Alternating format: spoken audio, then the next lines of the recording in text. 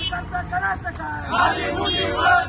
काँग्रेस पक्षाचा शेतकऱ्यांच्या आधी भोपळा देणाऱ्या फडणवीस सरकारचा, शेतकऱ्यांच्या आधी भोपळा देणाऱ्या फडणवीस सरकारचा कधी तिथे तुम संघर्ष करो, कधी तिथे तुम संघर्ष करो। महाराष्ट्राचे मुख्यमंत्री सुसंस्कृत म्हणून काल सोलापूर जिल्ह्यामध्ये आलेले होते।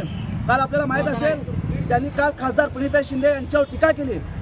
त्यांना आम्हाला एक सांगायचं आहे की खासदार प्रणिता शिंदे यांनी असं म्हणलं होतं की हा पाऊस शासनाच्या ह्याच्या निर्मितीमुळे पडला आहे। कारण असं का बोलले होते तर त्यांना सांगायचं आहे की आपण जी उपाययोजना पूरग्रस्त आणि अतिवृष्टी झाल्यानंतर जी उपाययोजना राबवला पाहिजे होती ती योजना राबवली नाही। पण आमच्या सोलापूर जिल्हा मोठ्या प्रमाणात पूरग्रस्त भाग आणि अतिवृष्टी मोठ्या प्रमाणात झाली होती।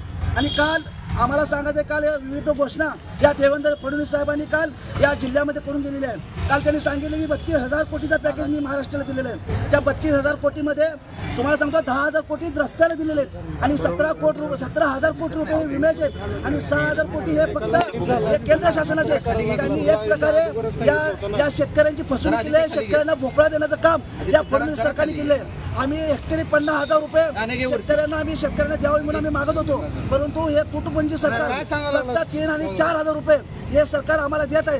त्यामुळे आज आम्ही भाजप कार्यालयासमोर हा भोपळा आहे, भोपळा हा भाजप कार्यालयासमोर फोडून आम्ही एक प्रकारे त्यांचा निषेध करणार आहे। आणि आमच्या खासदार प्रणिता शिंदे हे बांधावर जाऊन एक प्रकारे शेतकऱ्यांचा आवाज गोठवण्याचा प्रयत्न करत होते। त्यांना एक प्रकारे मिरच्या जोमल्या म्हणून त्या मिरच्या सुद्धा आम्ही या ठिकाणी आणलेल्या आहे। आणि विविध भागात जाऊन देवेंद्र फडणवीस एक गाजराचा पाऊस पडल्यासारखा विविध घोषणा शेतकऱ्यांसाठी करत आहे। याचा निषेध म्हणून आज आम्ही सोलापूर जिल्ह्याच्या भाजप कार्यालयासमोर आम्ही निषेध नोंदवत आहोत।